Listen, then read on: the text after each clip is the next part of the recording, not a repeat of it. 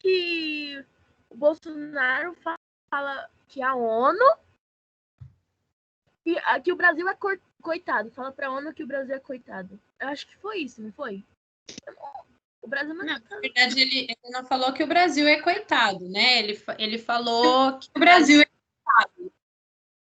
Ai, gente, tá dando um erro. Política não, mano. Gente, eu não estou conseguindo abrir aqui o positivo on. Não sei porquê, mas talvez hoje eu não consiga compartilhar algumas coisas com vocês, tá? Só o aplicativo. No navegador, comigo funcionou isso.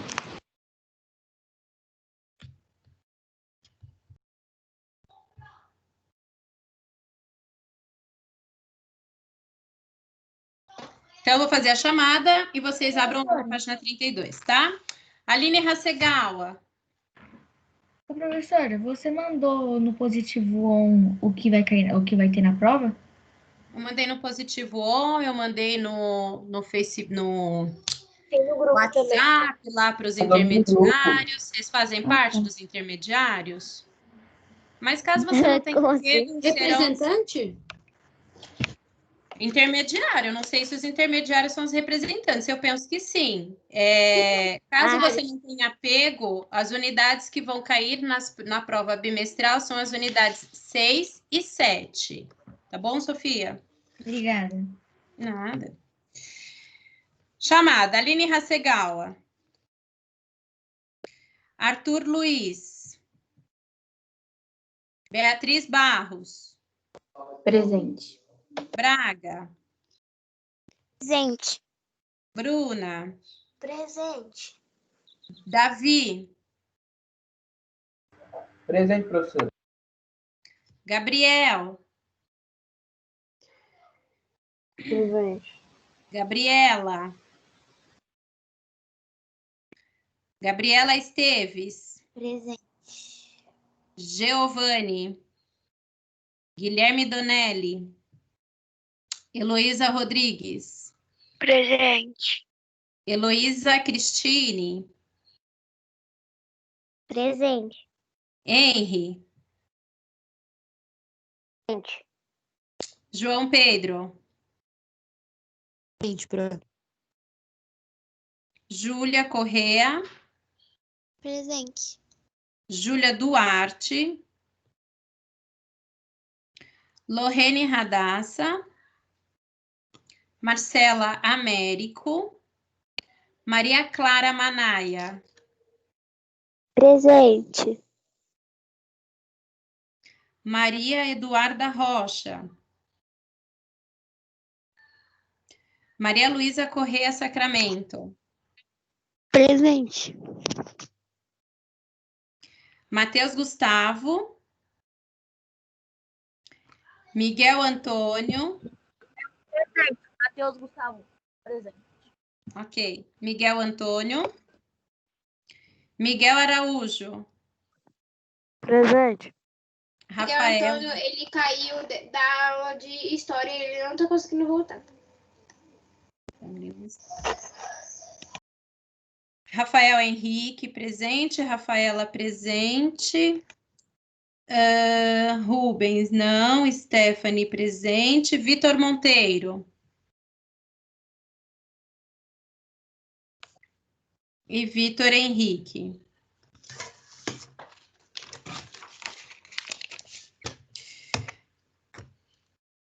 Anderson. Arthur Costa. Bruno Machado. Felipe Oliveira. Presente, prof. Bruno.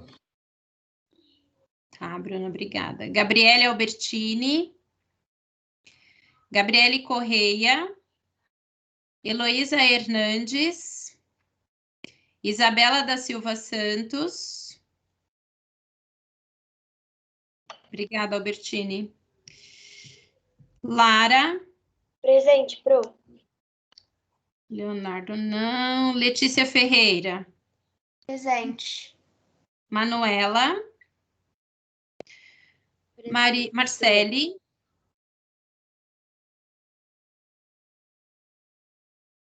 Maria Luísa Santiago. Maria Vitória Matias. Marina Galo. Marina Del Torto. Presente, pro. Murilo Blanco. Murilo de Castro. Presente. Natália Vitória. Natália Gonçalves. Nicole Dias. Pamela Sampaio. Presente. Pedro Eide. Presente. Vilas Boas. Sara. Sofia. Presente. Vitor Campos. Yasmin Caroline. Presente. Dandara. Isis.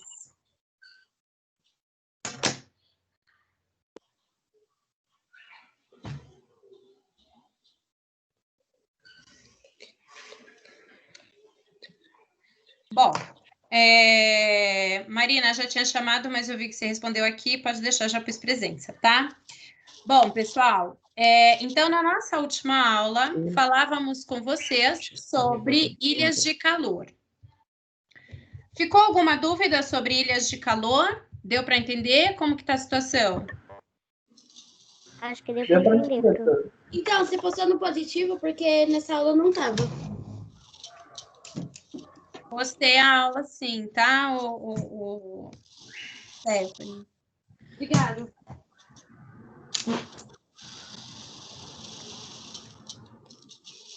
Deixa eu pôr para compartilhar. Para a gente poder falar a mesma língua. Bom, pessoal, então nós estamos vendo agora aspectos sobre a atmosfera que interferem na nossa sociedade, tá? E que nós, sociedade, também interferimos no meio ambiente e que, por consequência, alteramos ali a atmosfera, tá? Gente, põe no mudo, por favor.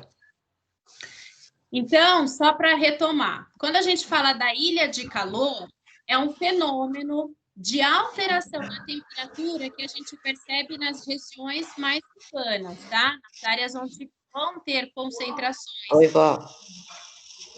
Sim. Bruno, fecha o microfone. Por quê? Bruno, tem uma pergunta aberta. Então, nas regiões onde nós vamos ter concentrações urbanas, onde nós temos menos vegetação, onde nós vamos ter mais asfalto impermeabilizando esse solo, onde haverão construções de edifícios que impedem a circulação dos ventos, tudo isso vai promover um aumento de temperatura nas áreas urbanas. Então, nós chamamos esse local de microclima com ilha de calor, ou seja, por conta dessas construções, por conta das indústrias, da circulação dos automóveis que liberam gás carbônico, a gente tem maiores temperaturas nas regiões urbanas, tá? Um outro problema que vem atingindo a sociedade, né, e que é um problema que, na verdade, ele é comum, mas que nos últimos anos eles vêm se intensificando, são as áreas com chuvas torrenciais. Quando a gente fala da chuva, né, reforço, é um fenômeno natural e necessário. Só que nós, seres humanos, o que nós fizemos com os nossos rios, o sexto ano? Quando a gente fala dos rios, né, qual que é a importância deles para nós? Eles têm alguma importância? Fornecer água doce. Eles fornecem água pra gente pescar também peixes, pra gente nadar. Fazer energia. Exatamente. Então, tudo isso que vocês falaram, né? Os rios, eles são muito importantes para fornecer energia, para transporte, para pesca, para nosso abastecimento. Então, os rios, eles são extremamente importantes. E a maior parte das cidades, elas começam a ser formadas nas margens dos rios. Todos vocês já sabem que o rio, ele tem uma vazão, né? Ele tem um espaço ali para ele correr. E quando tem períodos de chuva, o que ocorre com essas águas dos rios? Ele enche. Ele vai encher. Ele vai encher. E, naturalmente, quando um rio enche, ele tem uma área que a gente chama de área de várzea, né? Essa área de várzea é uma área onde a água do rio esparrama, né? Quando ela está cheia, vai haver ali uma região mais ampla para onde essa água vai invadir.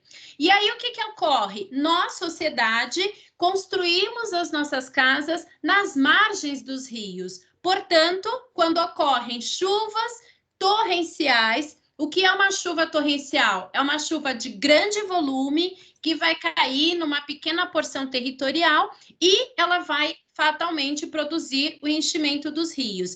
Quando enche o rio, se eu construir a minha casa muito próximo desse rio, eu vou sofrer as consequências. Quais serão elas? O alagamento. Alagamento nas casas. Pessoas ficam desabrigadas. Exatamente. A Então, as água pessoas... pode chegar entrando nas casas das pessoas da região. Então, as pessoas, elas vão perder, né, as coisas que elas construíram por conta de terem feito essa construção numa área que não poderia ter sido feita, né? Muitas vezes a gente constrói a nossa casa numa área irregular. E aí, quando ocorre o período de chuvas, esses rios, eles enchem e ocorre o transbordamento e fatalmente vai invadir as nossas casas. Quem está errado, nós ou o rio? Nós. Então, da nossa intervenção, a gente acaba sofrendo essa consequência. E aí, o que acontece, sexto ano? As chuvas, como a gente já falou para vocês, elas são comuns. Só que, como nós estamos alterando o meio ambiente, como nós estamos desmatando, como nós estamos queimando, lançando mais gases poluentes na atmosfera, nós estamos provocando uma alteração nesse regime de chuvas. Então, qual é a consequência disso? Infelizmente, nós vamos ter fenômenos de muita chuva acontecendo em determinadas áreas, outras vão ter menos chuva, então a gente está interferindo nesse volume. Eu não sei se vocês assistiram ao jornal mostrando ontem, por exemplo, o início da primavera, o que aconteceu no Rio de Janeiro. Alguém viu? Pronto, professora.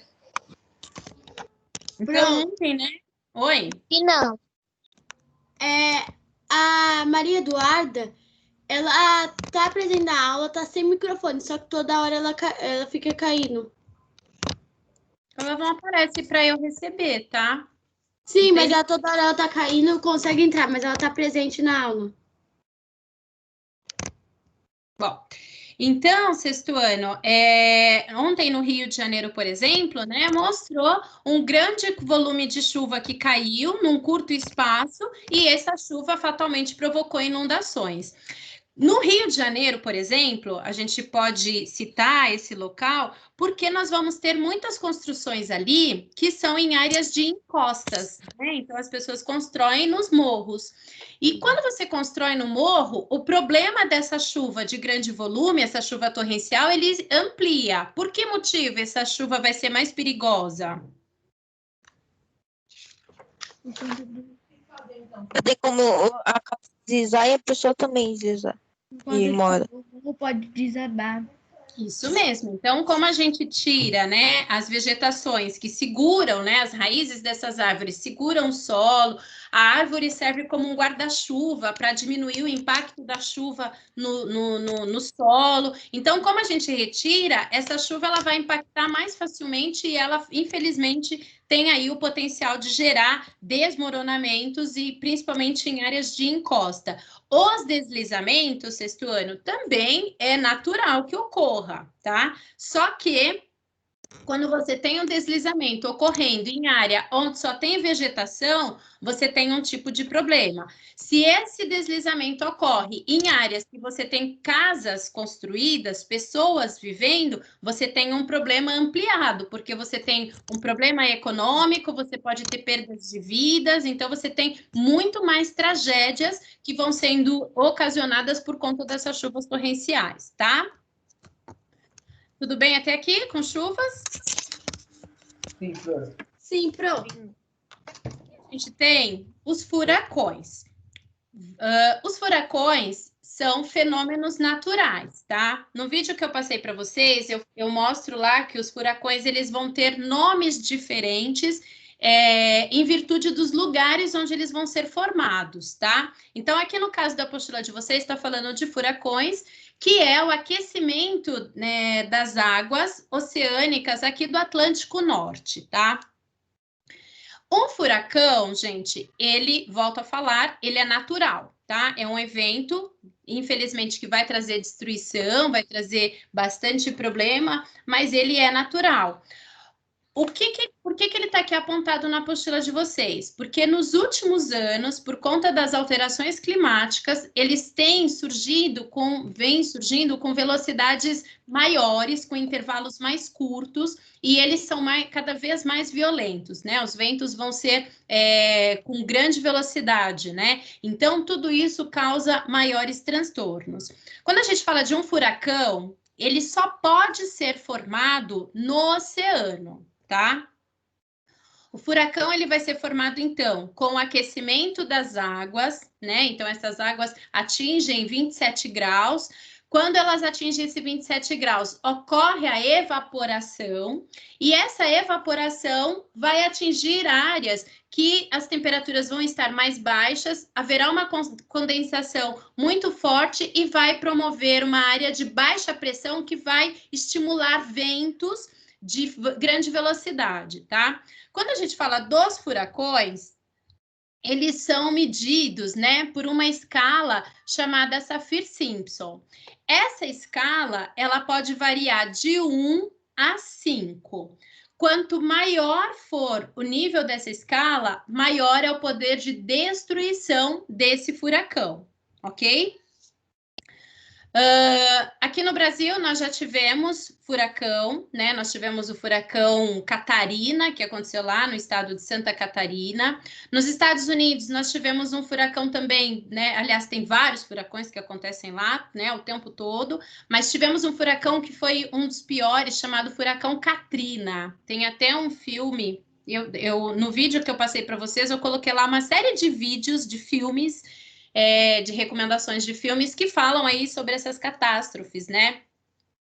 E esse furacão Katrina, por exemplo, ele infelizmente produziu várias mortes, as pessoas precisaram sair das suas casas, muitas ficaram desabrigadas, né? E até hoje, esse local, né, onde New Orleans, que foi onde foi atingido por esse furacão, não conseguiu se recuperar ainda, né? Ele é de 2000, acho que foi 2009, 2008, não me lembro o ano exatamente, mas ele ainda, né, precisa trabalhar para tentar reverter todos os problemas econômicos causados por esse furacão. Nossa, tudo isso. Infelizmente. Já os tornados, né? Quando a gente fala deles, esse tornado ele só pode acontecer no continente, tá? Então ele pode ser formado no rio, ele pode ser formado na terra, ele pode ser formado no meio do fogo. Então os tornados eles só vão ser formados aqui na parte continental. Também são comuns, mas que nos últimos anos têm apresentado um nível de violência maior, né? De velocidade nesses ventos que causam mais destruição muito maior. Então, os tornados, né?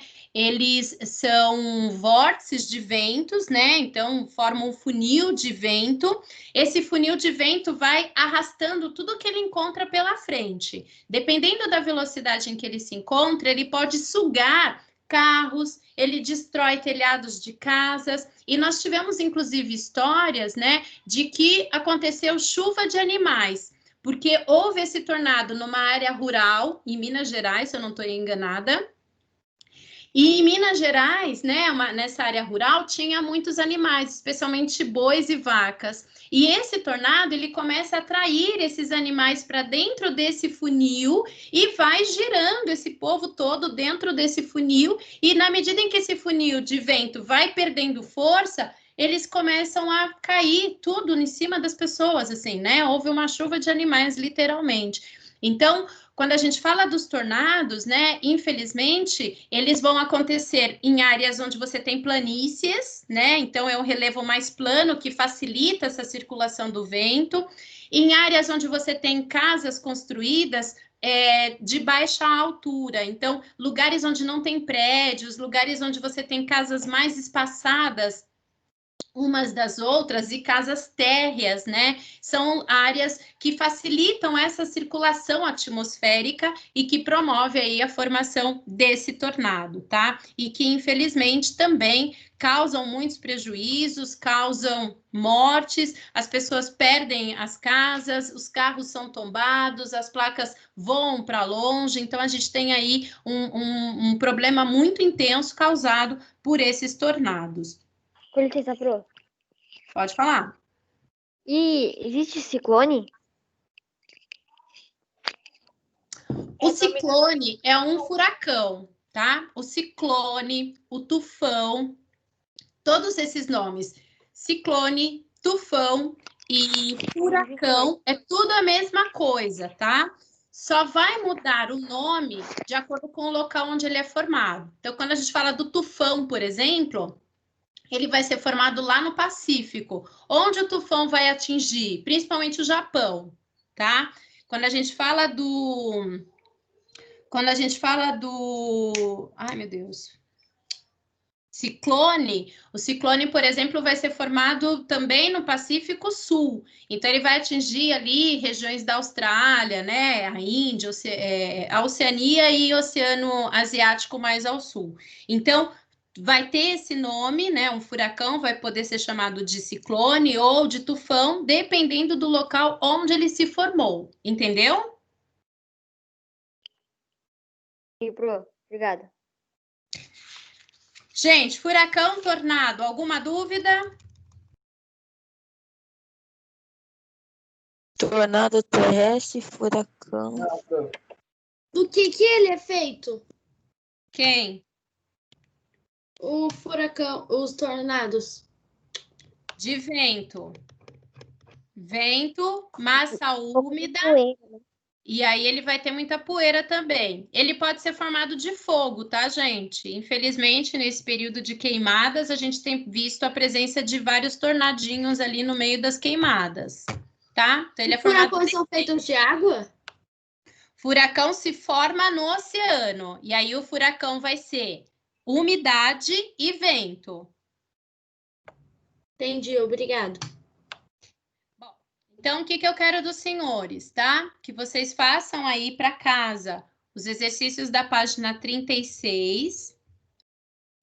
E aí a gente manda depois as correções dele para vocês. E a gente vai trabalhar agora a atmosfera e, aliás, hidrosfera e ambiente. Hidrosfera, sexto ano, é a camada do quê? Da água. Da água. Da água. E aí a gente tem algumas notícias de jornal aí, né? Então a gente pode perceber, são notícias de 2018. Na verdade, são notícias de 2015 e essas mensagens aí, essa junção delas todas foram feitas em 2018. Então, a gente tem: agência aprova sobretaxa de até 100% para quem aumentar o consumo de água. Terceiro maior reservatório de abastecimento de água de Belo Horizonte está em situação crítica. No estado de São Paulo, 40 cidades já têm racionamento de água. Falta de água mobiliza moradores de Recife, Jaboatão de Camaragibe e de São Lourenço. Parece, inclusive, que são notícias bem atuais, tá? Qual é o assunto abordado nas manchetes, sexto ano? Falta de água? A falta de água, né? a escassez de água, né? Então, tudo isso está sendo abordado aí. Com base no que você aprendeu até aqui, quais razões podem estar por trás da escassez de água? O que vocês acham que está acontecendo para a água diminuir? Muito pessoas sem ter, por exemplo, muito consumo desnecessário. Então, a Heloísa falou muita poluição, muito o quê, Elô? Consumo de água desnecessário. Então, consumo exagerado de água, né? Desperdício. Aí ela falou poluição. Alguém falou mais alguma coisa? Quando a gente fala da água, sexto ano, né? Um recurso extremamente vital para a nossa sobrevivência. Portanto, nós não tratamos muito bem esse recurso. Todos vocês já sabem que a água é um recurso renovável, né? A água que nós bebemos hoje é uma água que está aqui no planeta desde o seu processo de formação. Obviamente que essa água, né, ela não era necessariamente como a gente tem hoje, né? Houve um período em que essa água ela era mais ácida, né? Essa água ela tinha vários componentes ali que prejudicavam o seu consumo. Porém, na medida em que o planeta vai ganhando uma temperatura mais amena, essa água também vai se organizando. Como que vocês acham que essa água veio parar aqui no planeta, sexto ano? Eu lembro que foi por causa de uma chuva de meteoros. Que elas carregavam. Chuva de meteoros. Era uma chuva de meteoros. Eu acho que é Dentro deles haviam partículas de água. Eu acho que é da atmosfera. E foi pela chuva. Então, né, a gente tem algumas teorias que justificam o nosso planeta ter água, né? Uma das teorias é essa que vocês falaram, né? Que nós tivemos chuvas de meteoros que são corpos rochosos cobertos por uma camada de gelo, que quando atingem a superfície da Terra, a temperatura mais elevada faz com que esse gelo derreta e tenha água. Outra teoria, né, vai falar que quando houve a explosão de Big Bang, apareceram várias partículas e moléculas químicas, né? Então, a gente vai ter hidrogênio, a gente vai ter oxigênio, e aí, um belo dia, o hidrogênio estava andando, né, por aí, sem muito o que fazer. De repente, ele olhou do lado e viu o oxigênio. Aí, o hidrogênio olhou para o oxigênio e falou, cara, me apaixonei. Ficaram juntos e aí nasceu o H2O, que é a água, né? E então, são essas as teorias aí que explicam a vinda da água aqui para o nosso planeta. E aí, sexto ano, nós vamos ter água aqui no nosso planeta em 3 estados físicos. Quais são eles? Sólido, líquido, Gasoso e líquido. Então, a gente tem sólido, líquido e gasoso. Então, as temperaturas aqui no nosso planeta permitem que nós tenhamos água nesses 3 estados físicos da matéria. Quando a gente fala da água aqui no planeta Terra, né? Então, vimos aí a origem e aí a gente vai ver aqui a distribuição. Essa distribuição de água, ela é completamente irregular, ok? Então, nós vamos ter mais de 97% de água salgada, menos de 3% de água doce. Ou seja, a gente já tem aí uma distribuição muito irregular. A maior parte da água que nós temos é água salgada. A água salgada, ela é mais difícil para a gente consumir, é mais difícil para a gente produzir energia, por exemplo. A França consegue gerar energia no mar. O Brasil, por conta do relevo, não consegue fazer isso. Mas a gente tem, por aqui, já uma distribuição completamente irregular. Além de ser, né, irregular essa proporção entre água doce e água salgada, a água doce no nosso planeta também não é acessível para todo mundo. Então, a gente tem quase 70%, né, 68,7% dessa água presa nas calotas polares, né, lá no gelo. Por isso o medo, né, de acontecer o aquecimento global. Imagina toda essa água entrando novamente no oceano, né? Nós teríamos aí um problemaço para resolver em vários sentidos. Nós vamos ter mais de 30% dessa água nos aquíferos, né, retida no subsolo. E somente 1,2% dessa água está acessível, né, aqui na superfície, tá? A gente encontra aí através dos rios, dos lagos, das lagoas. Então, só 1,2% dessa água está aqui na superfície. E aí a gente precisa lembrar que mesmo essa água da superfície, ela não é distribuída regularmente. Nós vamos ter países que têm um clima árido. São países que não têm água na sua superfície. Nós vamos ter países que não serão banhados nem pelo mar e nem terão rios com grande volume fluindo ali na sua superfície. Nós, brasileiros, somos privilegiados com relação à água. De toda a água existente no planeta, 12% dela está aqui no Brasil. Olha como a gente é importante. A gente tem muita água. Só que nós, brasileiros, nós somos mal educados, sexto ano. Porque nós vamos crescer ouvindo isso, né? Nós crescemos ouvindo falar que o Brasil tem muita água. E o Brasil tem água para dar com pau. O maior rio do mundo está aqui no Brasil, né? O Rio Amazonas. O Brasil tem chuva, o Brasil tem muitos rios na superfície, então a gente tem muito rio. E aí o que isso, né? A gente tem muita água. E aí o que isso trouxe? Isso trouxe uma má educação para a gente lidar com esse recurso que é tão importante. Então, cada vez mais, né? O que a gente percebe? Um desperdício. A gente percebe que as pessoas elas não valorizam esse recurso. Eu não sei se isso acontece com vocês aí. A água de lavadeira está passando aqui na rua. Ô, professor. Oi. Constantemente a minha água do meu filtro que a gente tem constantemente suja. É bem difícil acontecer.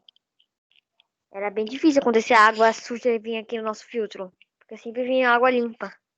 O que acontece, né, Henry? A gente cada vez manda mais esgoto para os rios, né? E aí, quando você manda essa água para uma estação de tratamento da água, cada vez mais será necessário a aplicação de químicos, né? De produtos químicos para que essa água se torne potável.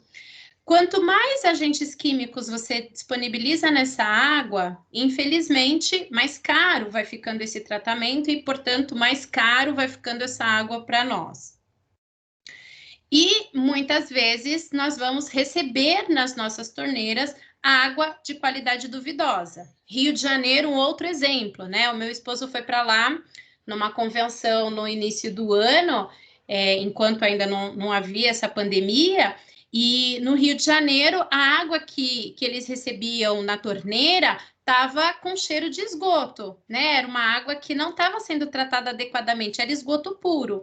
E aí, as pessoas precisavam comprar água e não tinha água. Então, meu esposo, por exemplo, foi para o Rio de Janeiro em janeiro, um calorão danado, e não tinha água para beber. Então, assim, infelizmente, cada vez mais nós vamos sofrer com essas consequências, porque, infelizmente, tem pessoas que pensam assim, aqui na minha casa tem água, tem torneira, então não tem crise hídrica. Só que a crise hídrica, ela existe para todo mundo. E se houvesse em todos nós uma consciência para que a gente cuidasse melhor desse recurso, para que a gente não desperdiçasse, para que a gente respeitasse essa água, provavelmente todo mundo teria mais acesso.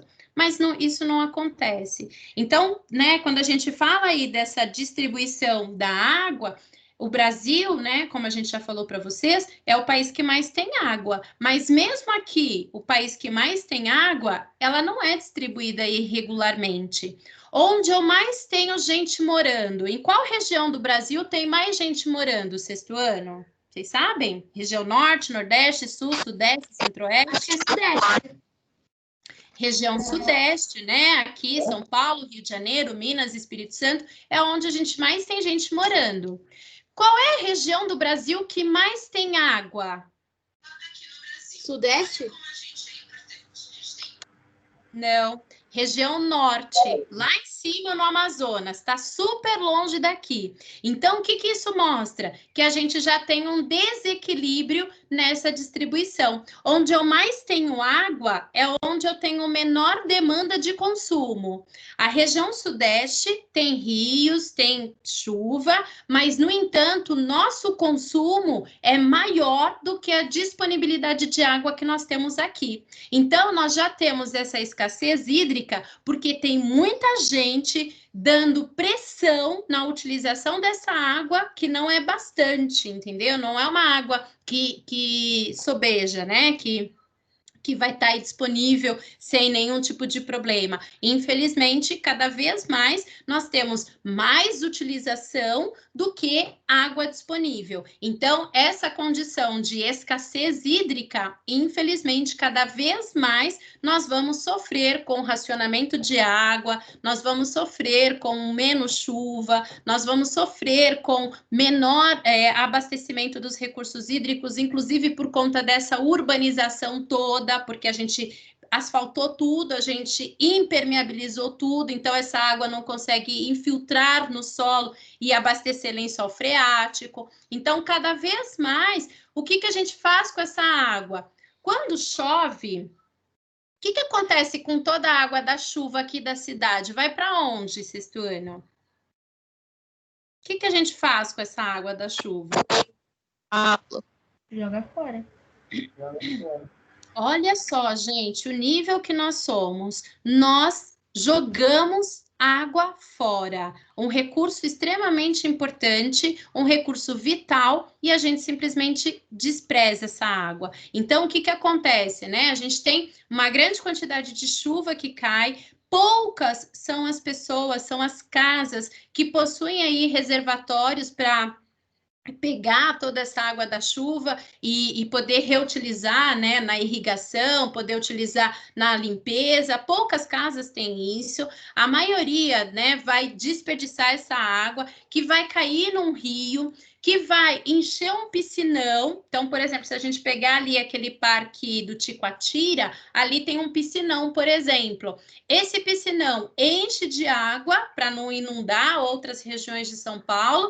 Dali a pouco, quando acabou a chuva, abre-se a comporta desse piscinão e essa água vai sendo desperdiçada, vai sendo jogada fora. Então, nós, infelizmente, na maioria dos casos, não sabemos tratar a água com o devido respeito que ela merece. Existem países, Japão, Austrália, que eles têm uma questão muito severa com a água. O Japão, por exemplo, é um país que é uma ilha, né, e que, portanto, ele está cercado de água salgada e ele não pode se dar ao luxo de desperdiçar água doce. Então, no Japão, você tem vários locais que eles construíram, né, no Japão, na Austrália, eles construíram aquíferos artificiais, ou seja, reservatórios de água subterrâneos. Tudo isso para armazenar água da chuva, e como ela está no subsolo, você impede que ela evapore. Nós vamos ter, né, aqui no Brasil, né, nos Estados Unidos, vários reservatórios, né, de água, várias áreas onde a gente manda a água para ficar ali reservada. Só que essa água está exposta, né, está a céu aberto. O que vai acontecer? Estamos num país tropical. Cada vez que a gente tem o sol, né, exercendo calor sobre essa superfície líquida, ela vai exercer evaporação. E aí você tem a formação de chuva que nem sempre vai chover no lugar desse reservatório. Muitas vezes você tem chuva que vai sendo empurrada para outras regiões. E aí você, de novo, não tem um abastecimento desse recurso hídrico.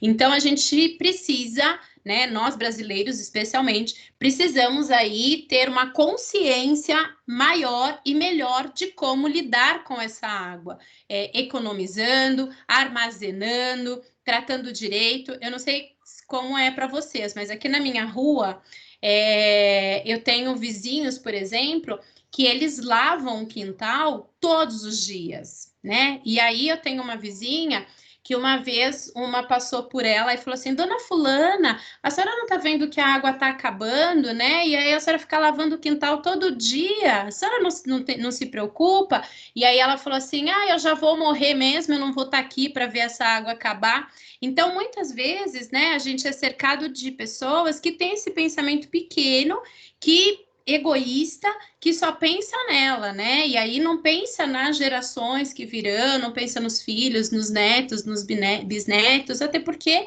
ela não tá nem aí. Porque se tivesse, ela não lavaria o quintal todos os dias. Então, a gente, infelizmente, tem uma má educação com relação ao recurso hídrico, tá? Alguém concorda? Tudo bem, gente? Até aqui, tô falando bobagem, tá dando para entender? Tá dando pra entender. Tá dando pra entender. Entender, Pro. Hidrológico. Todos vocês sabem qual é o ciclo da água, sim? Sim. Qual é? Ok. A água evapora, ela começa a formar nuvens. A água evapora e começa a formar nuvens. Isso. Aí depois Aí a nuvem fica carregada e ela vai formar chuva e faz tudo de volta.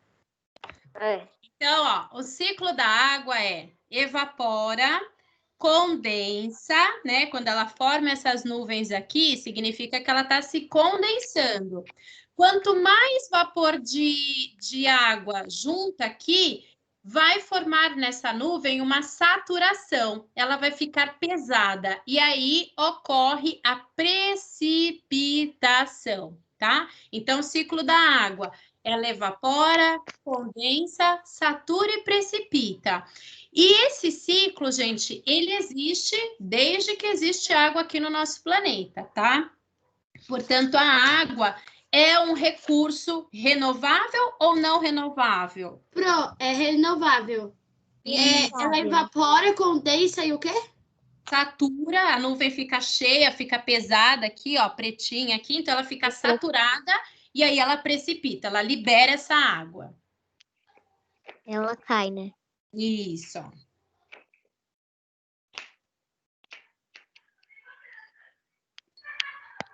Depois, sexto ano, vocês vão lendo aí a apostila de vocês, peguem isso como uma rotina de estudo, tá? E grifem os pontos que vocês acharem mais importantes. Se vocês lerem alguma coisa e vocês não entenderem, aí vocês me abordem amanhã, por exemplo, para que a gente explique para vocês, tá? Até aqui tudo bem? Tranquilo? Tranquilo, Pro. Tranquilo, professora. Tudo bem, Pro. E a gente vai falar agora das divisões das águas, tá? Então, a gente vai falar das águas superficiais. Quais são essas águas que nós encontramos aqui de fácil acesso para nós, tá? Então, grifa aqui, para vocês não esquecerem, que as águas superficiais são aquelas que se encontram na superfície do planeta. Oi? A Maria Clara falou no grupo do sexto A que ela caiu da aula. Ela falou pra você ver se ela tá no seu lobby. Tá. Bom? Tá. Porque tem gente que entra no lobby e faz um barulhinho para mim. Tem outros que fica tão quietinho, não aparece nada. Bom, então, quando a gente fala, né, das águas superficiais, são as águas que estão aqui na superfície. Essas águas, elas podem ser doce ou salgada, tá? Então, quando a gente fala do oceano, é também uma água superficial. A gente vai ter, então, na superfície, água dos rios, água dos lagos, água dos mares. E quando a gente fala dessas águas, elas têm uma importância da qual vocês todos já mencionaram, tá? A água é vital para a nossa sobrevivência. E aí a gente tem, né, aqui na apostila de vocês, ele vai iniciar esse tema falando sobre bacias hidrográficas, rios e lagos. Quando a gente fala de uma bacia hidrográfica, nós estamos Vocês têm planta aí na casa de vocês, sexto ano?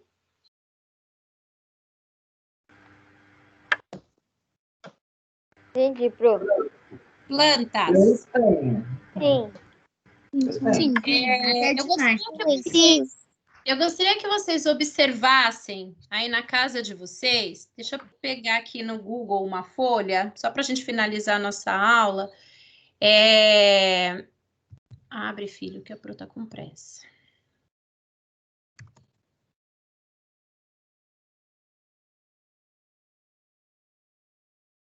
Por que quando a gente está com pressa a coisa não vai, gente?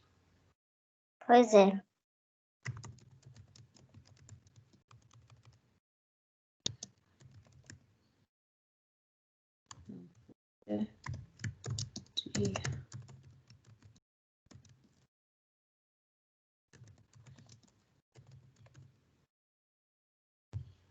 Deixa eu ver se eu consigo mostrar para vocês o que eu gostaria que vocês reparassem.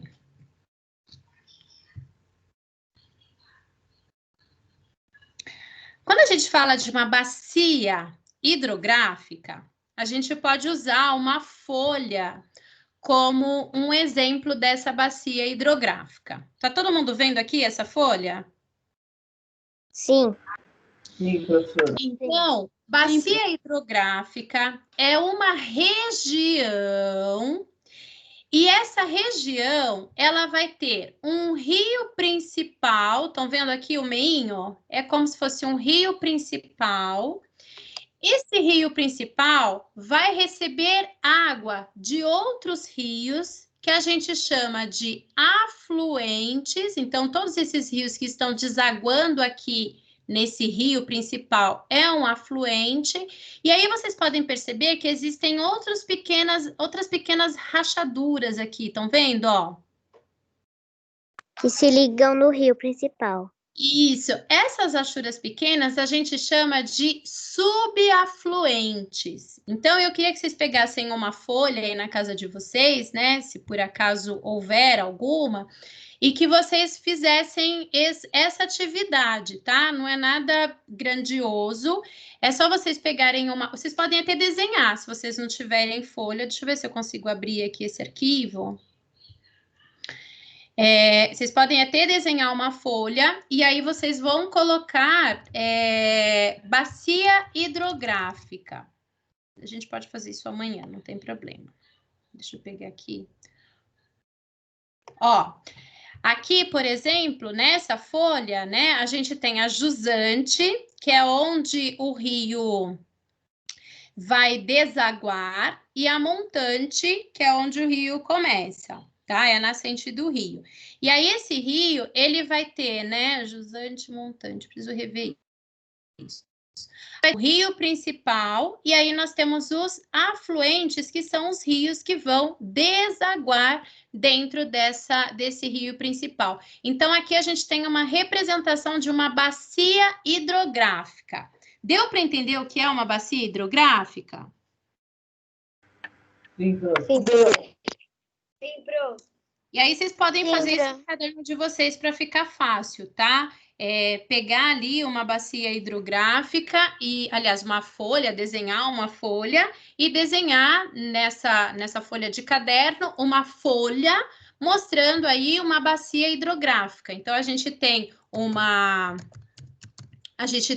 um rio principal e a gente tem os afluentes e os subafluentes desses rios, tá? Então, jusante, a direção à foz. E montante, a nascente. Isso mesmo. Então, falei bobagem.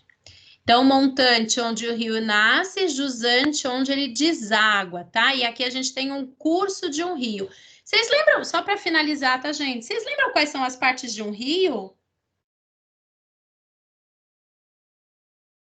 Nascente. Uhum. Aí tem as margens. Isso. Então tá. Então a gente tem a nascente, margem direita, margem esquerda, o curso do rio. Então a gente tem alto curso, que é o começo dele, médio curso e baixo curso, e a foz, que é onde ele deságua. Muito bem. Então, sexto ano, volto aqui na apostila de vocês e peço que vocês grifem aqui, ó.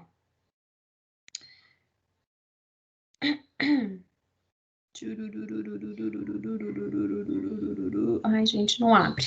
Tá vendo ali na apostila de vocês, onde está escrito assim, ó, a maioria das bacias hidrográficas apresenta um rio principal. Acharam isso? Tá em cima do desenho. Sim, Então, o terceiro parágrafo, isso. Então, só grifa esse parágrafo pra gente, tá? Então, a gente está falando de bacias hidrográficas, tem um rio principal. Esse rio principal vai receber água dos afluentes e dos subafluentes, formando uma rede de drenagem. Beleza? Beleza. Então, gente, paro por aqui. Peço desculpas aí que a gente avançou um pouquinho, fala. E eu tô com dúvida na última questão da trilha, não tô conseguindo fazer. Você poderia me ajudar? Qual que é a última questão da trilha? Do gráfico. Que trilha que é? Não sei.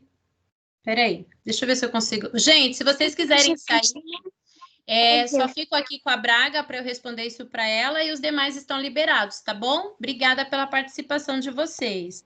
É que a gente tem mais uma aula, professora. Tem mais uma aula. Então, peraí. Ô, Braga, o que fala nessa trilha, Braga?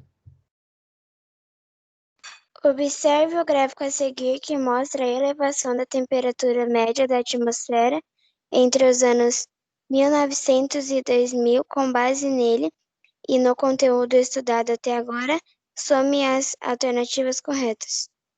Então, você tem que... Beatriz Braga, compartilha a tela para ela ver.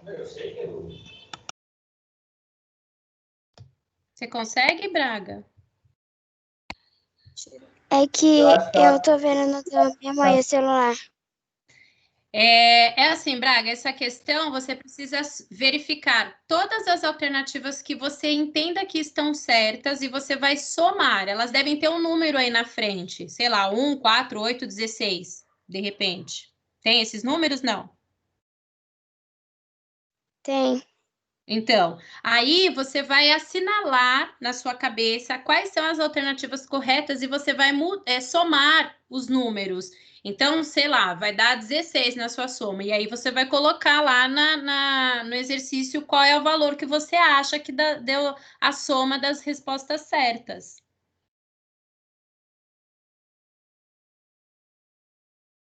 Entendeu? É que pelas perguntas eu não consegui interpretar o gráfico.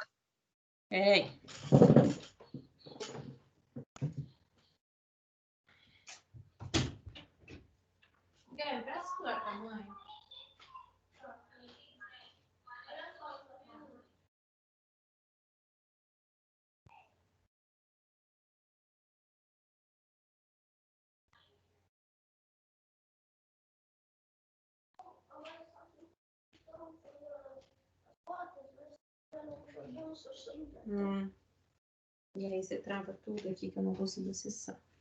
Ô, professora, eu consigo compartilhar a tela da trilha. Professora, Se você eu quiser, posso abri compartilhar. aqui a câmera da trilha. Peraí, Braga. Eu não enxergo, aí não adianta. Professora, quer que eu compartilhe a tela da trilha? Eu já tô abrindo aqui. Obrigada, viu? Rafa, você já respondeu, porque se você compartilhar a tela da trilha, ela pode ver a resposta. E qual trilha é essa? Qual trilha que é? Zonas térmicas, climas do Brasil, tempo atmosférico? De clima no Brasil.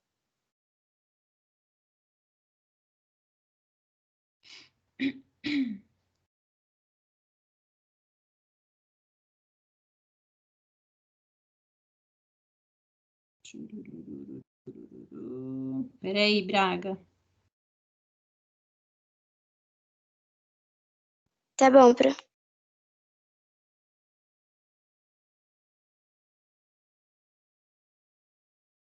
Observe o gráfico a seguir, que mostra a elevação das temperaturas médias na atmosfera nos anos 1900 e 2000. Com base nele, no conteúdo estudado até agora, some as alternativas corretas. Quando você vê esse gráfico, Braga, você, por exemplo, muitos cientistas atribuem o aumento da temperatura média da atmosfera verificada entre 1900 e 2000 à intensa atividade humana, relacionando-se ao aumento da emissão de gases do efeito estufa. Essa pergunta, ela é verdadeira ou é falsa? Aliás, essa afirmação do que a gente estudou, é verdadeira ou é falsa? A temperatura está aumentando porque a gente está mandando mais gases para a atmosfera ou não? Sim. Então, você marca essa aí como certa, tá? Um exemplo.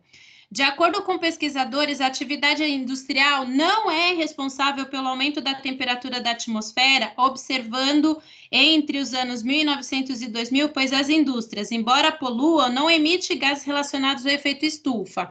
Isso é uma verdade? As empresas não emitem gases do efeito estufa? É verdadeiro ou é falsa? Falso. Então, essa aí você não marca, tá? Aí tá lá, 4. Pela análise do gráfico, é possível observar que a temperatura atmosférica global está diminuindo ao longo do tempo? Verdadeiro ou falsa? Falso. Falsa. Então, essa aí você também não vai marcar. Então, por enquanto, você só marcou o número 1. Tá vendo que tá escrito lá em cima, número 1? Sim. Aí a gente tem, o gráfico comprova que a atmosfera apresenta ciclos e ocorre alteração na sua temperatura média, independente da ação humana. A gente percebe que houveram momentos que essa temperatura caiu ou ela sempre foi constante para subir? Qual que é a sua opinião? Eu não consegui esse, Pro. Aqui, ó, tá vendo? Aqui, tá vendo a minha imagem? Sim. Tá vendo que nós temos o gráfico que sobe, mas tem um momento aqui que desce, ó. Tá vendo? Sim. Então, essa resposta é verdadeira ou é falsa? Verdadeira. Então, você já tem 1 e 8, tá? Aí ele fala lá assim, o gráfico mostra o nome de vulcões, aliás, cadê? Santa Maria, Gelchicanum, tá, não sei o que lá. O gráfico mostra o nome de alguns vulcões nas datas em que eles entraram em erupção, como o Pinatubo em 1991, mostrando que as variações na atmosfera, na temperatura da atmosfera, também têm causas naturais. Tá mostrando isso lá no gráfico? Aparece uma mensagem, uma informação para você de Pinatubo aqui, ó. Sim. Então, essa também é verdadeira. Então, você tem como certas os números 1, 8 e 16.